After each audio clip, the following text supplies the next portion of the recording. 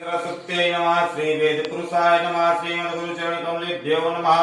हरि ओम गणानां त्वा गणपतिं गवामहे प्रियाणां त्वा प्रियपतिं गवामहे निधीनां त्वा निधिपतिं गवामहे वतोम अहं जानि गर्भधमा तमजाति गर्भधम् मा गायत्री तिषु जगतेन शुभं तियातः प्रेतत्रिया काकुतुचीभिः नाम्यन्त्वा द्विपदाजात् चतुपदा त्रिपदा च शकपदा विचंदा च चंदा सूचीभिः साम्यान्तत्वा सहस्तोमाः सा चन्दता वृतः सा प्रमारिकया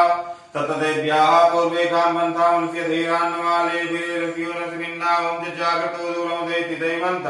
दूतुतदैवैते धूरङ्गमञ्ज्योतिकां ज्योतिरेकं मे मनः तीर्थं कल्मतो यत्पुण्यानमुत चेतो दधिष ज्योतिरन्तर्मृतं प्रजासु यद्वान्विते किंचन कर्म क्रियते तन्मे मनः तीर्थं कल्मतो जेनेदं भूतं भुवनं भविष्यत्प्रयेतं मृतेन सर्वं मा जेन यस्तायते